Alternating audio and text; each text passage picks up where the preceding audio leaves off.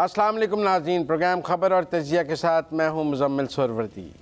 पाकिस्तान मुस्लिम league नून और peoples party के दरमियान आखिरी राउंड इस वक्त जारी है। जब मैं और आप गुफ्तगू कर रहे हैं, आप मुझे देख रहे हैं। उम्मीद की जा रही है कि आज दोनों के दरमियान बातचीत तय हो जाएगी। 8 फरवरी की शाम मुस्लिम लीग नून के कायद मियां नवाज शरीफ ने गुफ्तगू का आगाज़ किया था। 9 फरवरी को ही मुज़ाकरात शुरू हो गए थे और आज 19 फरवरी तक दोनों जमातें किसी मुआहदे पर नहीं पहुंच सकी हैं। एक दिन पहले बिलावल ने अपने एक जलसे में कहा कि 3 और 2 साल की ऑफ़र की जा रही है, मैंने ठुकरा दी है। इस बात पर भी पीपल्स पार्टी कहती है कि सेंट्रल एग्जीक्यूटिव का फैसला है कि हमने वजारतें नहीं लेनी हैं। समझ नहीं आती कि फिर बात फंसी कहाँ हुई है। जब पीपल्स पार्टी ने वजारतें भी नहीं लेनी है, जब 3 और 2 साल का फड्डा भी नहीं है, जब पीपल्स पार्टी कुछ मांग ही नहीं रही है, तो फंसा कहाँ हुई है बात। फिर मुआहदा हो जाना चाहिए। लेकिन दूसरी तरफ के जराए हैं कि behind the bars Peoples Party की एक बड़ी लिस्ट ऑफ डिमांड्स मौजूद है। उनका पोस्चर यही है कि उन्हें कुछ नहीं चाहिए, लेकिन चाहने की एक लंबी लिस्ट भी मौजूद है जो मुस्लिम लीग नून को कबूल नहीं है। फिर पॉलिटिकल बैकलैश की भी बात है कि आप स्टेडियम में बैठकर तमाशाई बनकर मैच नहीं देख सकते। अगर आप टीम का हिस्सा हैं तो आपको टीम का हिस्सा होना चाहिए। तो बहुत सी बातों में बात फंसी भी हुई है, इतनी सादा नहीं है। मियां नवाज शरीफ मरी चले गए हैं। कुछ लोगों का ख्याल है कि उनकी और आसिफ जरदारी की मुलाकात मुतवक्को है, लेकिन वो इस्लामाबाद में नहीं मरी में है और मुआहदा तो इस्लामाबाद में होना है। लोग कह रहे हैं 2008 में मुआहदा भूरबन में हुआ था, तो अब भी शायद भूरबन में हो, लेकिन अभी ऐसी कोई इतला नहीं है। ये सब क्या सरैयाँ हैं। लेकिन इसहाक डार और पीपल्स पार्टी का जो वफद है मुराद अली शाह, वो इस वक्त भी आपस में बैठा हुकूमत साजी पर बात कर रहा है। कहा जा रहा है कि थर्ड एम्पायर भी इंटरवीन कर रहा है क्योंकि बात तय नहीं हो रही, स्टॉक एक्सचेंज नीचे जा रही है, चल नहीं रहा, कुछ सिस्टम क्लियर होना चाहिए। लोग तो अब दोबारा इंतखाब की बातें करने लगी हैं कि अगर मरकज़ में कोई हुकूमत नहीं बनती तो क्या होगा। लिहाजा एक कन्फ्यूजन भी है, एक उम्मीद भी है कि नहीं आज बात तय हो जाएगी। बहुत सारे लोगों की राय है कि नहीं आज तय हो जाएगी, सब बैठ के इनको तय करा देंगे, सेंस विल प्रिवेल। बहरहाल PTI कह रही है कि हम हुकूमत बनाएंगे, कभी कहती है नहीं बनाएंगे। तो हम इस पर आज जो हुकूमत साजी के मसाइल हैं, इस पर प्रोग्राम के पहले हिस्से में बात करेंगे कि मुस्लिम नून और पीपल्स पार्टी की ये शादी चल भी सकेगी या नहीं चल सकेगी, और ये शादी हो क्यों नहीं पा रही है, ये मुआहदा हो क्यों नहीं पा रहा है। राय साकिब मेरे साथ हैं। राय साकिब अस्सलाम वालेकुम। हम सब कैसे हैं, खैरियत से? ठीक ठाक। राय साकिब, कौन नहीं मान रहा, नून या पीपल्स पार्टी? हम सब सारी कहानी तो आपने खुद ही बता दी कि पसे पर्दा बहुत सारी डिमांड्स हैं, लेकिन जब कैमरे के सामने आती है पीपल्स पार्टी तो कहती है जी हम इत्तेहादी भी बनने को तैयार हैं, वोट दे देंगे, लेकिन वजारतें भी नहीं चाहिए। लेकिन फ्रॉम डे 1 चल रहा है कि सदारत भी चाहिए उनको, चेयरमैन सेनेट भी चाहिए उनको स्पीकर भी चाहिए। और बीच में कुछ बाखबर लोग तो बीच में सहाफ़ी हमारे ये भी कोट करना स्टार्ट हो गया कि वजारतों में भी शायद ये लेंगे और पंजाब में भी हिस्सा लेंगे, कोई 1-2 वजारतें या मुशीर यहाँ पर भी पंजाब में भी हिस्सा लेंगे। सो आई थिंक अभी वही सिर्फ चल रहा है कि निगोशिएशन यही चल रहा है कि जितना मैक्सिमम खींचा जा सके। अच्छा, पंजाब पे एक अजीब राय है मुस्लिम लीग नून में। वो कहते हैं हमें पंजाब में आपके वोटों की ज़रूरत नहीं है, तो हम आपके वोट क्यों लें। जैसे सिंध में आपको हमारी ज़रूरत नहीं है तो आप हमारे ये तो वही जिस तरह वो जमात इस्लामी वाली के भाई मरकज़ में आपकी ज़रूरत नहीं है, सिर्फ एक सूबे में आपकी ज़रूरत है, ये तो वही सिचुएशन बन रही है, वही सिचुएशन। लेकिन पीपल्स पार्टी का मौक़िफ़ है कि अगर इत्तेहाद होगा तो नेशन वाइड होगा, और अगर नेशन वाइड होगा तो हम पंजाब में शेयर लेंगे ऑब्वियसली। फिर वो क्योंकि फिर बलोचिस्तान में भी है, फिर पंजाब में भी है, तो गुफ्तगू तो यही चल रही है ना कि बलोचिस्तान में भी यही बड़ी दोनों पार्टियां गवर्नमेंट बनाने जा रही हैं, ये दोनों ही बड़ी। फिर बलोचिस्तान में वजारत आला भी तो ले रही है ना पीपल्स पार्टी। अगर वजारत उज़्मा दे रही है तो वजारत आला ले रही है। वो कहते हैं बैलेंस हो गया, एहसान तो ना रहा। वही ना कि उसमें बिलावल साहब, अब जब एहसान नहीं रहा तो फिर जो बाकी चीजें मांग रहे हैं वो किस खाते में है? वही बिलावल साहब ने भी कहा ना कि मैं वज़ीर-ए-आज़म नहीं बनना चाहता। तो ये बन सकते हैं वो, जिस तरह शहबाज शरीफ साहब बन सकते हैं, अगर वो वोट उधर पड़ जाए तो वो बन जाएंगे। अगर इत्तेहादी ही बनना है, इकट्ठे बैठना है। और वो कहते हैं ना मैं ऐसे नहीं बनना चाहता, जब मेरी अपनी अक्सरियत होगी तब बनूंगा ना, ऐसे नहीं बनना चाहता।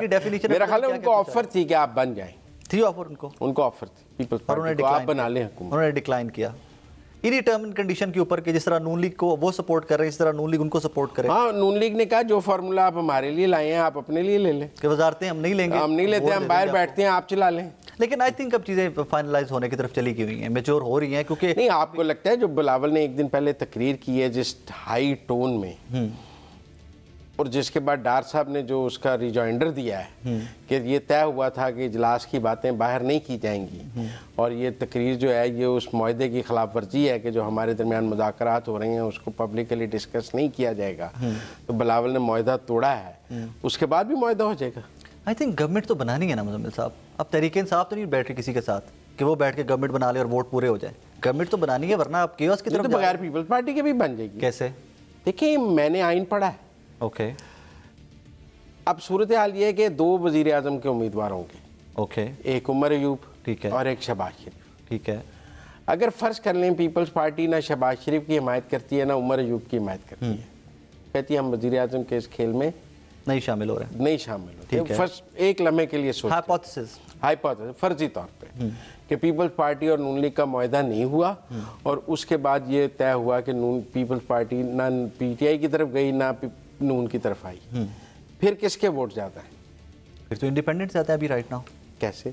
एमक्यूएम इधर आ जाएगी। हाँ, तो एमक्यूएम अब एमक्यूएम तो है ना जी। हाँ बिल्कुल है, एमक्यूएम है, मखसूस सीटें हैं। हाँ बिल्कुल है। आप मेरी बात समझें, फिर मेजॉरिटी में चलेगी पीएमएलएन, फिर भी शहबाज शरीफ वजीर आजम बन जाएंगे, क्योंकि आइन में ये लिखा है कि अगर किसी के पहली दफा में सिंपल मेजॉरिटी ना हो तो रन ऑफ इलेक्शन होगा।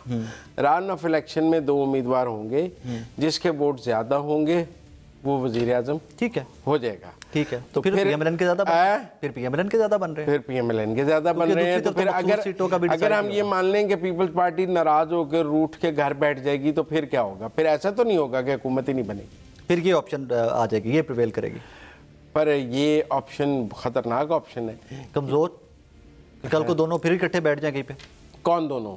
तहरीक इंसाफ और पीपल्स पार्टी कल को कहीं इकट्ठे हो जाए तो फिर एक नया सिनेरियो डेवलप हो जाएगा। देखो, हजारों ख्वाहिशें ऐसी कि हर ख्वाहिश पे दम निकले, कुछ कम निकले, कुछ ज्यादा निकले। हर सिनेरियो को देखना है ना हमने, तो आके अगर आज ही बैठ जाए तो वजीर आजम बन जाता है, कल क्यों बैठ जाए? लेकिन पॉसिबल नहीं है ना, वो तो सबको नजर आ रहा है कि अगर होना होता है ये इस तरह का इत्तेहाद तो अब तक हो चुका होता। सो इवेंचुअली शहबाज शरीफ साहब प्राइम मिनिस्टर, पीपल्स पार्टी साथ, यही कुछ पिक्चर क्लियर होती नजर आ रही है। हाँ, इसमें बनाओ सिंगार में वक्त लग रहा है। क्या बनाओ सिंगार? आपको क्या लगता है क्या बनाओ सिंगार? वही मेरे तो मैं आई सेकंड यू ऑन दैट कि जी कोई डिमांड्स लंबी चौड़ी हैं कि डिमांड्स हाँ, कहते हैं कुछ कॉर्पोरेशंस की खुद मुख्तार इदारों की चेयरमैन हैं, कुछ और चीजें हैं, और बड़ी ल्यूक्रेटिव पोस्टें मांग रही है पीपल्स पार्टी जो नून देने के लिए क्रीम सारी, मतलब कि क्रीम सारी हमें दे दें, क्रीम सारी हमें दे दें। हाँ, और उसी के ऊपर फड्डा पड़ा हुआ है, उसी के ऊपर। ऑब्वियसली अगर प्राइम मिनिस्टर शहबाज शरीफ साहब आते हैं तो कल को बर्डन भी तो सारा उन्होंने सहना है। तो बर्डन वो सही और क्रीम को दूजा ले जाए सारी क्रीम, और वो जिम्मेदार भी कोई ना हो। हाँ, जिम्मेदार वो कहें जी देखिए हम तो वजारतों में नहीं बैठे हुए, हम तो आईनी ओहदे सिर्फ लेके बैठे हुए, हमने वजारतें कोई नहीं ली, हम तो इनका हिस्सा नहीं है, इनकी पॉलिसी मेकिंग का या वो इम्प्लीमेंटेशन का हम हिस्सा नहीं है। So I think that is not even practical. तो पीपल्स पार्टी स्टेप बैक करेगी लिस्ट ऑफ डिमांड से? कुछ गिव एंड टेक ही होगा, डेमोक्रेसी मतलब अभी तक तो ऐसे लगता है जैसे पीपल्स पार्टी ने बहुत हार्ड लाइन ली हुई है अभी तक। हाँ, लेकिन आज की ये है कि इत्तलात के आज कुछ ना कुछ फार्मूला तय पा जाएगा, आज कुछ ना कुछ किसी ना किसी तरफ उठ बैठ जाएगा, जिस करवट पे बैठना है आज डिसाइड हो जाएगा कि व्हाट नेक्स्ट। अगर आज ना डिसाइड हुआ तो फिर अगला राउंड होगा। जमहूरियत है, ब्रेक नहीं हो जाएगा, जमहूरियत है, अगला राउंड होगा, अगला राउंड होगा। मैंने आपको एक दिन बताया था पिछले से पिछले शो में कि जमात इस्लामी वाला जिसने इत्तेहाद टूटा, मैंने तब भी कहा था कि इत्तेहाद नहीं टूटा, इसमें मुज़ाकरात होंगे, बैठेंगे बात करेंगे दोबारा। फिर 2 दिनों बाद क्या हुआ था, वही बैठकर उस पर दोबारा बात, फिर नहीं बनी ना बात, लेकिन बात तो दोबारा स्टार्ट हो गई के साथ चले गए, जमात इस्लामी बात तो दोबारा स्टार्ट हो गई, इतना आगाज हो गया था। और यहाँ पर तो बहुत ही क्रूशियल मैटर है ना when it comes to PMLN and People's Party, यहाँ पे तो बहुत ही क्रूशियल मैटर है। So I think they will sit together. पर वो कहते हैं बिलावल बहुत हार्ड लाइन लिए हुए हैं, और इस हार्ड लाइन के साथ चलना बड़ा मुश्किल है। हार्ड लाइन बहुत लिए, लेकिन जरदारी साहब पीछे बैठे हुए ना माइल्ड लाइन। लेकिन बिलावल साहब जो फिर जलसों में हार्ड लाइन ले लेते हैं, पीएमएलएन कहती है अगर हम इसका जवाब देंगे तो फिर इकट्ठे कैसे बैठेंगे? और ये भी नहीं हो सकता कि बिलावल साहब 1 वे ट्रैफिक चलाते रहें और जवाब बिल्कुल ना दिया जाए। ऑब्वियसली आप हिट करते रहेंगे तो रिटेलिएशन भी आएगी एट सम पॉइंट। ऐसा तो नहीं हो सकता कि बिलावल साहब एक फ्री ग्राउंड दे दिया जाए कि उनका जब दिल चाहेगा वो किसी जगह उठा के आपको ह्यूमिलेट कर देंगे और आप खामोश रहेंगे, अच्छा बिलावल ने कह दिया, और पीपल्स पार्टी बंद कमरों में रहेगी, अच्छा आप ज़रा बर्दाश्त कर लें, ऐसी कोई बात नहीं है, बिलावल साहब की आदत है। हाँ, फिर एडॉफ इवेंचुअली रिटेलिएशन तो आएगी ना, क्योंकि जरदारी साहब माजी में भी वो करते रहे ना माइल्ड लाइन के, जब बिलावल साहब बहुत हार्ड हिट करते थे तो वो कहते थे यार सीख जाएगा, हो जाएगा, टाइम लगेगा, ये वो। आपको कोई चांस तो नहीं लगता नवाज शरीफ के वापस वज़ीर-ए-आज़म बनने का? आपके पास कोई खबर है तो वो दे। नहीं मैं तो पूछ रहा हूँ। नहीं कोई खबर इसके नहीं मैं नहीं मान सकता कि सऊदी वफद मिला ना उन्हें आके, तो ये वो मैंने तो ऐसे लोग बातें कर रहे थे, तो मेरे पास कोई खबर नहीं है। मैंने वैसे आपसे तजिया पूछा है, हमारे प्रोग्राम में खबर भी है और तजिया भी है ना, तो तजिए में क्या पहले खबर दे, तजिया तो उसके बाद आएगा। नहीं मैं खबर तो यही है कि सऊदी एक डेलीगेशन उन्हें जाती उम्रा में कल मिला है और उसके मिलने को बहुत सिग्निफिकेंट समझा जा रहा है कि वो मिला, शायद उनको माइल करने या राजी करने की कोशिश हो कि आप आए। हाँ लेकिन मेरा नहीं ख्याल, अब पानी काफी आगे नहीं गुजर गया, काफी आगे चला गया होगा, अब वो वापस, अब वो उस फेज में नहीं है कि वो कहें कि चले ठीक है मैं दोबारा मैं बनता हूँ, वो फेज तो नहीं। Because at the same time देखिए ना कि पीपल्स पार्टी की हार्ड हिटिंग, बिलावल साहब जिस तरह आप कह रहे हैं कि वो हार्ड हिटिंग तो जारी है, तो मियां साहब के स्ट्रेचर के साथ, नवाज शरीफ साहब के स्ट्रेचर के साथ ये हार्ड हिटिंग अगर चलती रहेगी तो वो मामला बहुत दूर चला जाएगा, मामला खराब हो जाएगा, हाँ फर्दर खराब हो जाएगा। और जो इनका अलायंस बनता हुआ दिखाई दे रहा है अभी तक के लिए, वो आपको दिखाई दे रहा है? मुझे तो अभी भी दिखाई दे रहा है, I would be very honest. अच्छा, क्योंकि देखिए आपने आके ये थोड़ी है कि सारी शर्तें उन्होंने मान लेनी है, जिस तरह पीपल्स पार्टी कहना जी ठीक है ये भी देते हैं ये भी देते हैं, उन्होंने नहीं कहना जी ठीक है आप सारा कुछ लेते रहो और ब्लेम सारा सिर्फ हम लेंगे क्योंकि वज़ीर आज़म हमारा। कल को हर रोज लड़ाई होगी ना, ये नहीं मिला ये मिल गया, रोज लड़ाई होगी। 16 महीने की लड़ाई अंदर से बाहर तो नहीं आई थी, अंदर से बाद में आई ना, एंड में बाहर आई। 16 महीने लड़ाई इसलिए बाहर नहीं आई थी कि एक जिन बाहर था, ओके ठीक है ना, वो सड़कों पे मौजूद था, अब जिन बंद है, ठीक है ना, तो अगर जिन आज बाहर हो ना तो ये पहले राउंड में सुलह हो जाती। लेकिन एट द सेम टाइम अगर जिन बंद है तो फिर इनके पास ज्यादा आइडियल सर्कमस्टांसेस हैं हुकूमत करने के लिए। नहीं पर फिर आपस की लड़ाइयां बाहर आ जाती हैं ना जब जिन बंद है तो। नहीं जैसे जिन बंद है वो लड़ाइयां भी बंद हो सकती हैं, जैसे जिन बंद है लड़ाइयां भी तो बंद हो सकती है ना। हाँ लोग ये सवाल भी कर रहे हैं कि इतनी लड़ाइयाँ क्यों हैं, जिन्होंने जिन बंद किया है उन्होंने लड़ाइयाँ क्यों नहीं बंद कराई? मुझे तो नहीं लगता कि इसमें कोई बहुत बड़ा प्रॉब्लम है, अगर जिन बंद है तो लड़ाइयां भी बंद। आपका ख्याल ये 5 राउंड कॉस्मेटिक में है, अभी दिखाने के लिए कि बड़ी संजीदा है? ये एक वोटर में या पाकिस्तानियों के अंदर एक जगह के ऊपर ये लोग सोचते हैं कि यार ये लोग ये नहीं समझते कि वाकई गेम फंस गई है और बड़ी संजीदा मुज़ाकरा, तो लोग कहते हैं कॉस्मेटिक है सारा कुछ। दोनों वर्जन आते हैं ना, दोनों व्यू आते हैं। कुछ लोग ये भी सोचते हैं कि यार ये सिर्फ दिखाने के लिए हो रहा है, सब कुछ सेटल्ड है।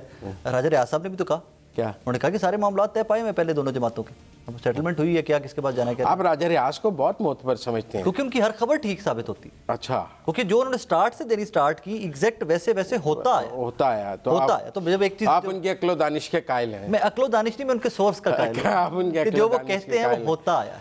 लेकिन मुझे लगता है कि बात कॉस्मेटिक नहीं है, बात चल रहा है, सीरियस चल रहा है, सीरियस।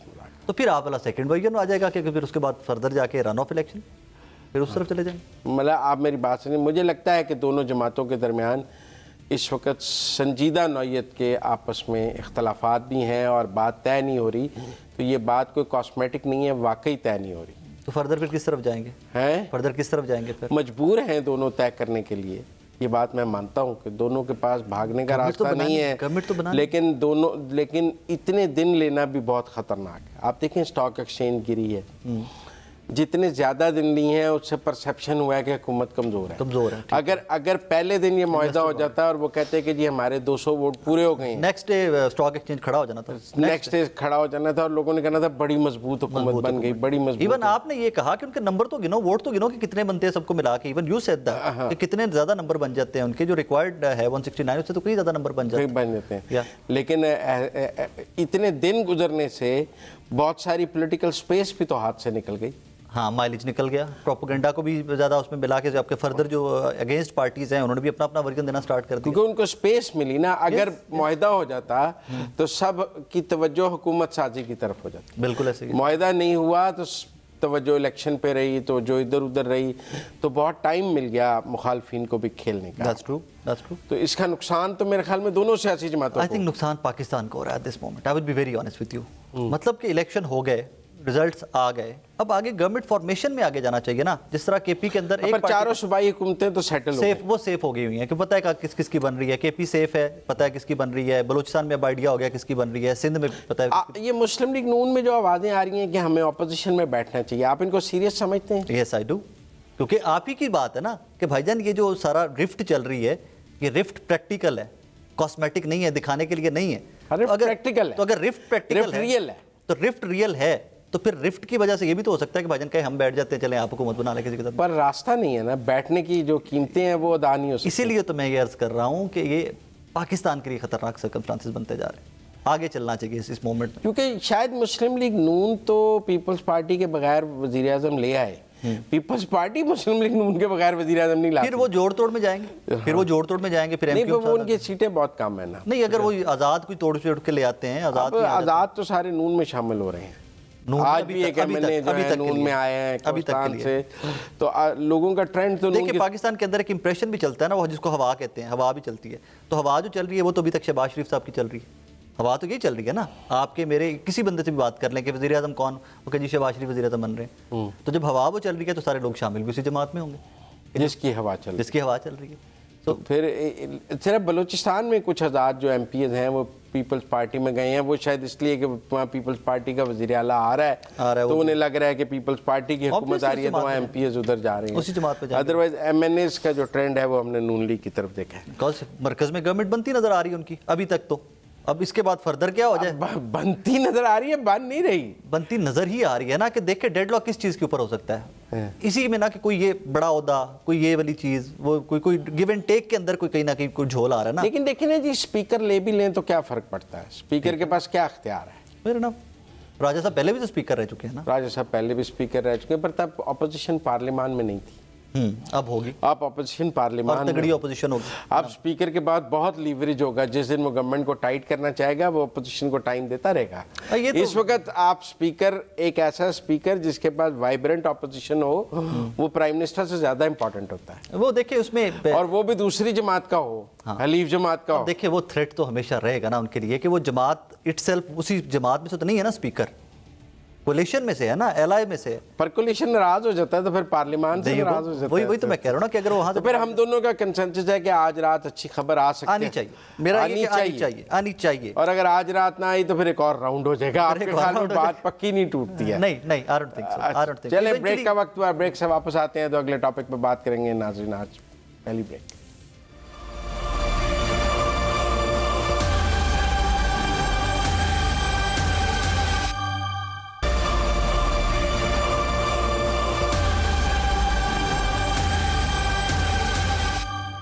ब्रेक के बाद खुशामदेद नाज़रीन, बिलाखिर तहरीक इंसाफ ने सुन्नी इत्तेहाद कौंसिल के साथ इत्तेहाद करने का फ़ैसला कर लिया। उन्होंने काफ़ी जमातों के साथ मुज़ाकरात किए, जमात इस्लामी के साथ किए, उन्होंने मजलिस वातुल मुस्लिम के साथ किए, फिर उन्होंने PTIP के साथ किए, शेरपाव साहब से बात की। तो काफ़ी जमातों के नाम आए जिनसे वो ज़ेर गौर ला रहे थे कि उनके साथ इत्तेहाद कर लें। इस हवाले से मेरी एक राय तो ये है कि जब PTI की कोई सियासी तैयारी नहीं थी, उनको इलेक्शन से पहले कोई अंदाज़ा नहीं था कि इलेक्शन जीतने के बाद उन्हें किसी एक सियासी जमात के साथ इत्तेहाद करना पड़ेगा। अगर उनके अरकान आज़ाद जितने भी जीत जाएं, कम जीतें या ज़्यादा जीतें, उन्हें एक पॉलिटिकल प्लेटफॉर्म चाहिए होगा पार्लियामान में। ये सोच किसी के अंदर मौजूद ही नहीं थी। मतलब वो बड़ा कहते हैं कि जी प्लान ए था, प्लान बी था, प्लान सी था। प्रोपेगेंडा की तो बादशाह हैं, प्रोपेगेंडे का तो plan A, plan B, plan C, plan D मौजूद होता है। लेकिन जब हम एक्चुअल पॉलिटिक्स पे आते हैं तो हमें ब्लैंक नज़र आती है। देखें ना, जब आपसे निशान ले लिया गया, उसके बाद आपने कागज़ जमा कराए, तो आपने मखसूस नशिस्तें हासिल करनी थी। आपने किसी एक पहले आपने कहा जी हम तो वो पाकिस्तान तहरीक इंसाफ नज़रियाती के साथ जा रहे हैं, प्रेस कॉन्फ्रेंसें कर दी, बल्लेबाज बल्लेबाज बल्लेबाज। वो बल्लेबाज ने कहा मैं तो हूँ ही नहीं। एक सियासी जमात को कुछ अंदाज़ा नहीं था वो किससे मुआहदा करने जा रहे हैं, वो खड़ा होगा नहीं होगा, वो मुआहदा इलेक्शन कमीशन में चल सकता है नहीं चल सकता, कोई तैयारी नहीं थी। जमात इस्लामी वालों से बात की, उन्होंने कहा यार इनको हमारी ज़रूरत थी, ये इलेक्शन से पहले हमारे साथ सीट एडजस्टमेंट करते, हम मिलके इलेक्शन लड़ते, आज मिलके खड़े होते। इलेक्शन से पहले ये हमें एक सीट देने को तैयार नहीं थे, आज पूरी जमात देने को तैयार है। मेरा मतलब कोई रवैया होता है। इलेक्शन से पहले आपसे कहा लाहौर में लियाकत बलोच की सीट देते हैं, सिराजुल हक की सीट पर आप कैंडिडेट खड़ा ना करें, आप और सीटों पर 2-4 हमारे लीडर्स पे ना करें। सीट एडजस्टमेंट की मीटिंगें हुई जमात इस्लामी के साथ, आप एक सीट देने को तैयार नहीं थे, बाद में पूरी जमात देने को तैयार थे। कोई तैयारी नहीं थी, कख नहीं पता था। इसी तरह फिर आप बात कर लें मजलिस वातुल मुस्लिमीन की तरफ आपने जाने का ऐलान कर दिया। राजा नासिर साहब ने भी कहा हमारी जमात हाज़िर है, बाद में आपको अंदाज़ा हुआ इसका तो बड़ा बैकलैश है, वो तो ठीक नहीं होगा हमारे लिए। वेस्ट में हमारा बड़ा तासुर ख़राब हो जाएगा। वो जो अमेरिका में लॉबिंग फर्में हायर की हुई हैं, उन्होंने ईमेलें की कि हम मुआहदे तोड़ देंगे आपके साथ अगर आपने मजलिस वातुल मुस्लिमीन के साथ किया, और जो आप अमेरिका में लॉबिंग कर रहे हैं वो सारी ख़त्म हो जाएंगी, आप वहाँ से वापस भाग गए। और अब आपने एक सुन्नी इत्तेहाद कौंसिल के साथ जो निस्बतन सॉफ्ट है, जिसका अमेरिका के साथ बड़ा कोलैबोरेशन भी रहा है, जो बरेलवी मकतब की है, और एक वक्त में जब देवबंदी सेक्ट के ख़िलाफ़ बरेलवी सेक्ट को एक्टिव किया गया था तो इस जमात को अमेरिका के बहुत करीब समझा जाता था, तो आपने उसके साथ इत्तेहाद कर लिया। आप इलेक्शन से पहले करते तो काफ़ी सूरत हाल क्लियर हो जाती। तो मेरा मतलब है कि कोई सियासी हिकमत अमली नज़र नहीं। मेरा यहाँ पे एक सवाल है, हमारे वो सामने भाई खड़े हैं, ये कहते हैं जी कि मैंने इलेक्शन लड़ना है, जो भी कानूनी तकाजे हैं ये उसको पूरा नहीं करते, ये इलेक्शन नहीं लड़ सकते, और ये इलेक्शन नहीं लड़ पाए इवेंचुअली ये क्या कहेंगे जी मुझे इलेक्शन नहीं लड़ने दिया गया। फेयर इनफ, ये एक नैरेटिव तो बना सकते हैं ना कि मुझे इलेक्शन देखे नहीं लड़ने दिया गया। वो एक अलग कहानी है कि कानूनी तकाजे पूरे किए गए, आप लड़ सकते हैं या नहीं लड़ सकते, वो एक अलग से कहानी है। अब यहाँ पर सिचुएशन क्या है कि आप किसी भी सियासी जमात के साथ इत्तेहाद करने की जब बात करते हैं तो आप कहते हैं कि हमारी रिजर्व सीटें सेफ हैं, और उसी एक चीज़ के ऊपर आप आज भी देखें कि उमर यूब साहब फिर कहते हैं बार बार कि वफाक में भी हुकूमत बनाएंगे, पंजाब में भी बनाएंगे और KP में भी बनाएंगे। रिजर्व सीटों के ऊपर आपने जहाँ से पॉसिबल था ना जितना ऊपर से, वहाँ से जब पता किया कि जी रिजर्व सीटों के ऊपर क्या हो रहा है, यू रिमेंबर? देखिए, मैंने आज आपके पास आने से पहले फिर पता किया, और क्या सुन्नी इत्तेहाद कौंसिल ने कोई लिस्ट नहीं दी हुई रिजर्व सीट, मैंने भी पता किया नहीं दी हुई। अब हाँ, अब अगर आप इलेक्शन से पहले सुन्नी इत्तेहाद कौंसिल के साथ एडजस्टमेंट करते हैं तो वो आपकी लिस्टें वो जमा करा देते तो आज आपको मिल जाती। आप वही अपनी लिस्ट दे रहे थे, उनके पार्टी की तरफ से आप अपने नाम दे रहे थे सारे कि जी हमारे ये आज हो जाते, आज हो जाते। मैं यही कह रहा हूँ कोई तैयारी, कोई सियासी हिकमत अमली नहीं है यहाँ पर। एक हिकमत अमली समझिए ना कि अगर ये सीटें नहीं मिलती, अब टेक्निकली जो जिस तरह आप कह रहे हैं कि आपने चेक किया और 2 दफ़ा चेक किया कि जनाब एक तो लिस्ट ही को नहीं गई, और लिस्ट नहीं गई, और नंबर 2 जो पहली भी गई थी क्योंकि पार्टी का निशान नहीं था तो वो लिस्ट भी नहीं मिलनी, वो सीटें भी नहीं मिलनी, उसके ऊपर जवाब क्या आएगा, बयानिया का बनेगा, क्या बनेगा? देखिए जी हमारी सीटें नहीं मिली, देखिए जी हमारी सीटें नहीं मिली, यही नैरेटिव बनेगा ना इसके ऊपर आके फिर इवेंचुअली। सो पॉलिटिक्स में अंदर नैरेटिव बिल्डिंग तो हो रही है, टेक्निकलिटी की तरफ कोई बंदा नहीं जा रहा है दिस टाइम। मैंने यही कहा कि ज्यादा तवज्जो प्रोपेगेंडा पे, नैरेटिव पे है, पॉलिटिक्स, टेक्निकल स्ट्रेटजी पे कोई तवज्जो नहीं, टेक्निकल नहीं है। वरना बात बिल्कुल ठीक है, आप जमात इस्लामी के साथ कर सकते थे, आप ये सुन्नी इत्तेहाद कौंसिल के साथ इलेक्शन से पहले कर सकते थे, MWM के साथ कर सकते थे, और चले जिस तरह आपने बल्लेबाज के साथ किया, जिस तरह आपने वो इत्तेहाद किया था, पहले करना चाहिए था ना जब लिस्टें देने का टाइम था, तो भाई ये तब डिसाइड करने वाली बातें थी। लेकिन आप तो हमें ये सबको ये बताते रहे कि जी हमारे पास प्लान B भी है, हमारे पास प्लान C भी है, और हमारे पास प्लान D भी है। अब वो पता नहीं इंप्लीमेंट कहाँ हुए और उनके आउटकम क्या है, मुझे नहीं पता उनका, तो मुझे नहीं पता ऑनेस्टली स्पीकिंग। आपको पता नहीं कोई इन्फॉर्मेशन होगी वो इंप्लीमेंट क्या हुआ? नहीं, प्रोपेगेंडा में तो बहुत प्लान है ना, रोज नया प्रोपेगेंडा तो बहुत अच्छा हो जाता है, मतलब वो उससे सीटें मिल जाएंगी। सोशल मीडिया पे तो प्लान Z भी मौजूद है, नहीं उसके ऊपर सीटें मिल जाएंगी, उसके ऊपर सीटें मिल जाएंगी, ये एक सवाल है। हाँ, अगर उसके ऊपर सीटें मिलती हैं तो फिर तो दबा के करना चाहिए कि अगर सारी सीटें आपको मिल जाती हैं उस तरह के, आप आइन भी बदल जाएगा, इलेक्शन एक्ट भी बदल जाएगा, और वो सीटों की जो लिस्टें थी पुरानी वो भी सुन्नी इत्तेहाद कौंसिल के जरिए चली जाएंगी, तो फिर ज़रूर करना चाहिए। फिर ना पर जुडिशल ऑर्डर से तो मुमकिन है। वो कहते हैं कि अगर हम पेशावर हाई कोर्ट जाएंगे और पेशावर हाई कोर्ट ने अगर ऑर्डर दे दिया कि दे दी जाए, तो वो कहते हैं मिल जाएगी। वैसे पेशावर हाई कोर्ट ने आपको पता है बल्ले का निशान भी दे दिया था। तो जो अली अमीन गंडापुर साहब की गुफ्तगू मैंने सुनी है, वो कह रहे हैं कि हम पहले पेशावर हाई कोर्ट जा रहे हैं। तो अगर पेशावर हाई कोर्ट से कोई डिसीजन आ गया तो फिर मिल जाएंगे। फिर ना तो फिर वो चैलेंज नहीं होगा आगे जाकर डिसीजन, वो फिर सुप्रीम कोर्ट में आएगा ना। बल्ले के निशान आया था ना, वो डिसीजन भी आगे आया था ना, तो डू यू थिंक कि वो वहाँ बस चुप करके बैठ जाएंगे, बस ठीक है जी हमें? पेशावर हाई कोर्ट को भी पता है कि उनका जो भी फैसला है वो ऊपर जाना है, सुप्रीम कोर्ट में जाना है। तो इस तरह situation is not that simple कि हम कहें कि जी बिल्कुल क्लैरिटी में नजर आ रहा है। और फिर भी अगर एक सिनेरियो है कि रिजर्व सीटें मिल भी जाती हैं, तो फिर भी क्या मेजॉरिटी बनती है? फिर सिंगल लार्जेस्ट पार्टी तो बने। सिंगल लार्ज तो फिर भी चाहिए ना आपको, थोड़े से चाहिए, मतलब एक ही चलें जमात साथ और एक आधी जमात तो आपको साथ और भी चाहिए होगी ना। यस, लेकिन वो बड़े नंबर वाली जमात, बहुत छोटे नंबर वाली, एक सीट की 2 सीटों की वाली जमात नहीं चाहिए आपको, कम से कम 15-20 सीटें फिर भी आपको चाहिए। तो 25-30 सीटें चाहिए ना आपको। तो MKM के पास भी 25 सीटें नहीं है, रिजर्व मिला के भी 30 नहीं होगी, 30 नहीं होगी, फिर भी नहीं होगी, रिजर्व डाल के भी 30 नहीं होनी है। ठीक है, फिर भी कोई ना कोई एलाय तो चाहिए ना आपको, या तो आप हमें दिखाइए कि जी लेकिन फिर एक बहुत बड़ी ऑपोजिशन भी तो बन जाएगी। ऑपोजिशन तो अभी भी बड़ी होगी, मतलब ऑपोजिशन तो अभी भी बड़ी होगी, जितनी सीटें हैं अगर ये भी एक ग्रुप बना रहता है और ये राइट लेफ्ट नहीं होते इंडिपेंडेंट्स, तो ऑपोजिशन तो भी बहुत तगड़ी होगी।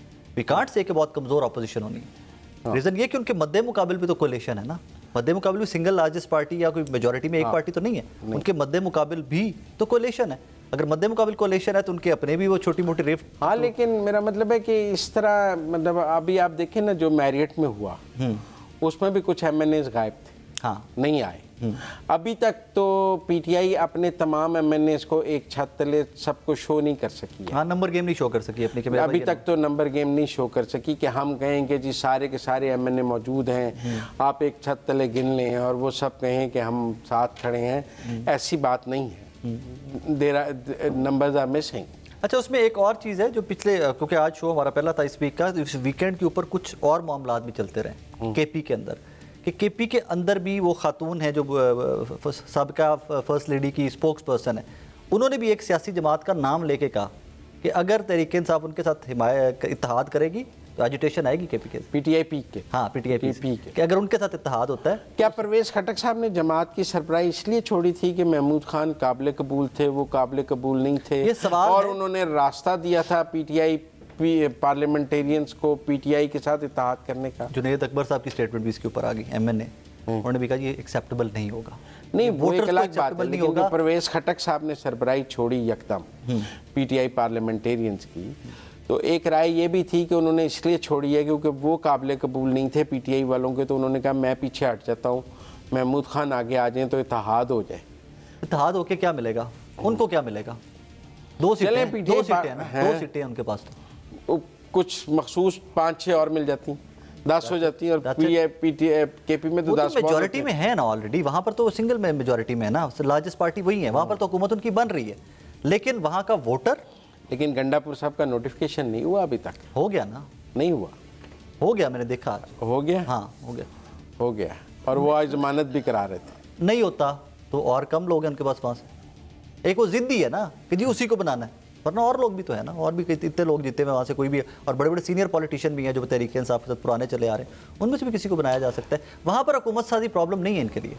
और तो ये आपको लगता है ये सुन्नी इत्तेहाद काउंसिल वाला लास्ट रिजॉर्ट था, पहली प्रायोरिटी नहीं थी? एमडब्ल्यूएम एंड देन ये एमडब्ल्यूएम से भी नीचे था। हाँ, ये लास्ट, बिल्कुल लास्ट, ये तो बिल्कुल लास्ट प्रायोरिटी थी कि कुछ ना हुआ तो ये कर, इसके बाद तो कोई रिजॉर्ट और है भी नहीं है। नहीं, पर ये फर्स्ट प्रायोरिटी नहीं था। नहीं था, बिल्कुल नहीं था, लेकिन एट द सेम टाइम और तो कोई ऑप्शन है भी नहीं ना। एमडब्ल्यूएम से क्यों पीछे हटे हैं? I have no idea. एक कहाँ बैकलिश आएगा वो ज़रूर है, ठीक है, उसमें कि बहुत सारी इस तरह के उसमें चल रही होंगे मामलात। अच्छा, यहाँ पर एक पहला सवाल जो मेरे जहन में आया ना कि जब एमडब्ल्यूएम से पीछे हट के इस तरफ आए, तो मैंने इससे सोचा कि शायद सुन्नी इत्तेहाद काउंसिल की बहुत लंबी चौड़ी रिजर्व सीटों की लिस्ट दी हो। पहला सवाल जो मेरे जहन में आया कि हो सकता है चलो यार यहाँ से हमारी ज़्यादा सीटें सिक्योर हो रही हैं तो यहाँ पर चले जाते हैं।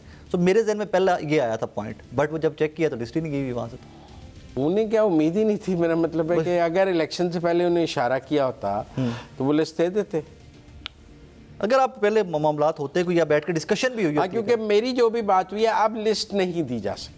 हाँ, वो आपने तो मतलब दो दफा कैन बी गिवन। यस, 2 दफा चेक किया ना आपने? मैंने 2 दफा चेक किया, नई लिस्ट नहीं दी जा सकती। अब लिटिगेशन है, आप अदालत में जाएंगे, वो सुप्रीम कोर्ट कहेगा कि अब तो मेरा ख्याल है जब आपने एक जमात ज्वाइन कर ली तो आपका वो केस भी खत्म हो गया कि हमारा बल्ले का निशान बहाल किया जाए। ऑफिसली आप दूसरी जमात में चले गए ना। अब तो आप जो ये कहें कि हमारा बल्ला बहाल किया जाए और बल्ले वाली मखसूस नशिस्तें हमें दी जाएं, वो केस पे खत्म नहीं हो गया जब आपने दूसरी ज्वाइन। दो राहें पे है ना अब, क्या आप इस ट्रैक पे चले गए हो तो इस ट्रैक पे कैसे आएंगे फिर? तो फिर अब वो केस भी तो अब वो बल्ले वाली नशिस्तें भी आप उसके ऊपर ये मैं देख रहा था, कुछ लोग इसके ऊपर बात ये कर रहे थे कि जी कल को जो ज़िमनी इंतखाबात आने हैं हम बल्ले पे लड़ना चाहेंगे, तो फिर बल्ले पे लड़के अब उस पार्टी में रहोगे क्या? फिर कुछ अक्सरियत सुन्नी इत्तेहाद काउंसिल में होगी और 4 बल्ले के आ जाएंगे। उनका अपना पार्लिमानी लीडर भी होगा, फिर उनका पार्लियामानी लीडर भी होगा, वो कहेंगे हम बल्ले से, हम असल तहरीक इंसाफ, हम असल तहरीक इंसाफ। तो एक अजीब सी ट्रिकी सी सिचुएशन है, और ये ट्रिकी सिचुएशन मजीद ट्रिकी होती जाएगी डेज टू कम, आते जितना टाइम गुजरता है। केपी में भी अभी उन्होंने अपनी पूरी स्ट्रेंथ कहीं शो नहीं की है। हाँ, कहीं पर नजर नहीं आया कि एक जगह के ऊपर हाँ कुछ वजारतें डिस्कस जरूर हुई हैं वहां से, मैंने सुना है कि जी फलां पोर्टफोलियो फलां जगह जाएगा। आपको तो ये बात ठीक है कि तहरीक इंसाफ की सियासी तैयारी नहीं थी? नहीं, बिल्कुल नहीं थी। अभी तक नजर आ रहा है कि नहीं थी, अभी तक नजर आ रहा है कि बिल्कुल सियासी तैयारी। और अभी इन इसका मतलब बैरिस्टर गौहर और उमर यूब इनकी सियासी तैयारी बिल्कुल पूरी नहीं थी सियासी तौर पर। आप और मैं नहीं, ये उनके पार्टी के अंदर के लोग भी कहते हैं कि भाई we were not well prepared. हम इतने तैयार नहीं थे कि हम हर सिचुएशन को टैकल कर सकते। ठीक है, इसलिए मुझे ब्रेक लेनी है, ब्रेक से वापस आते हैं, प्रोग्राम को जारी रखें।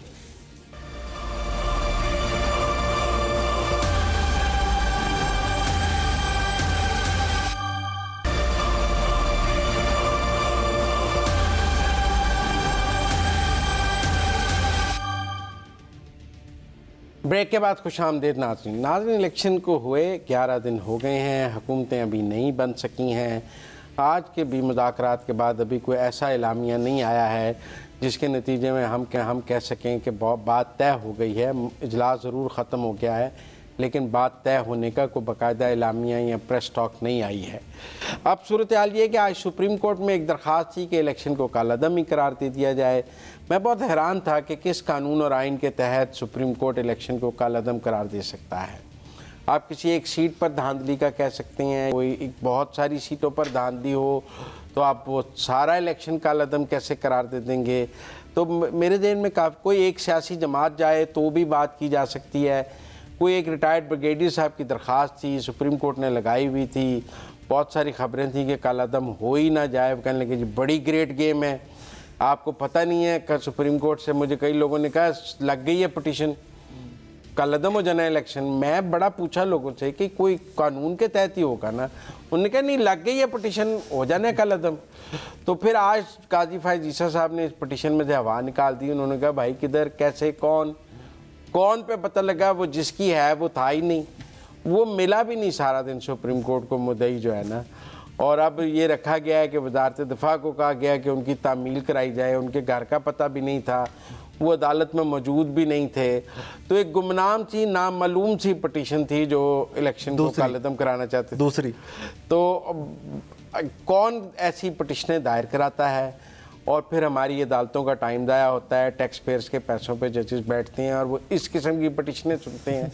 कौन करता है सारा ऐसा? साकिब साहब आपको तो बड़ा पता होगा ऐसा कौन करता है। वक्त बड़ा ज़ाया होता है, लेकिन at the same time Pakistan का डेटा भी बड़ा ज़ाया होता है। सारे फ़ोन के ऊपर लगे होते हैं, एक दूसरे को बता रहे हो तुझे पता है पिटीशन लग गई, ये होने लगा है। तो फिर राय कौन कराता है ये पिटीशनें छोड़े मुजम्मिल साहब, ये देखें कि पाकिस्तान का डेटा कितना ज़ाया हुआ है। रोज़ कॉलें, व्हाट्सएप कॉलों पर इतनी लंबी लंबी कॉलें, वो फलानी पिटीशन आ गई, फलानी पिटीशन आ गई, फलानी पिटीशन आ गई। मैं बार बार कह रहा था सबको भाई ये पहली पिटीशन नहीं है, ये दूसरी है। एक पहले भी आई थी, ये दूसरी पिटीशन है। और टू बी वेरी ट्रू मुझे नजर आ रहा था कि यही होना है। अच्छा, ये जिसने दायर किया उसके साथ क्या होना चाहिए? पिटीशन हर कोई फाइन ही होना चाहिए और क्या होना चाहिए। जो कानून में फाइन रखा हुआ है कि आपने अदालतों को, इतनी बड़ी अदालत का टाइम आप जाया कर रहे हो। मेरा ख्याल है एग्जाम्पलरी पनिशमेंट फाइन होना चाहिए कि या तो तुम मिसाली जुर्माना होना, या तो बहुत क्रेडिबल किस्म के तुम चीज रीजन लेके आओ कि जी ये वजूहात हैं कि जी नरनवर्ड होना। और जुर्माना जो है ना, ये जो 5 लाख 10 लाख कर देते हैं, ये कुछ नहीं है, मिसाली जुर्माना होना चाहिए। ये कुछ नहीं है, पाकिस्तान में बड़ी रकम होती है भाई। नहीं, मेरे ख्याल में जुर्माना जो है ना वो अब पाकिस्तान में 5-10 लाख का कुछ नहीं आता, गाड़ी भी नहीं आती है। कम 50 करोड़ एक गाड़ी किसी को जुर्माना हो, सारे असासे जब्त हो जाने चाहिए। मेरे सारे असासे ऐसी पिटीशन पे जब्त हो जाने चाहिए। आप देखिए अमेरिका में डोनाल्ड ट्रंप को $35 करोड़ जुर्माना हुआ है, क्योंकि उसने सबसे ज्यादा शो किया। ठीक है ना, तो आपका ख्याल है अमेरिका में $35 करोड़ कोई रकम नहीं है? बड़ी रकम, बहुत बड़ी रकम। तो यहाँ 35 करोड़ रुपए ही जुर्माना करते हैं यार, वो डॉलर ना भी करें। मेरा मतलब मिसाली जुर्माने तो होने चाहिए। पीछे हो गए। मेरा ख्याल है ऐसी पिटीशंस पर 50 करोड़ से कम जुर्माना नहीं देखते ना हो सकता है। आगे अब क्या करते हैं? नहीं, मेरी राय है कि ताकि लोग डिस्करेज भी हो फ्रिवलेजिटी की। नाज़रीन आज तक के लिए इतना ही। आपसे कल दोबारा मुलाकात होगी। अल्लाह हाफ़िज़।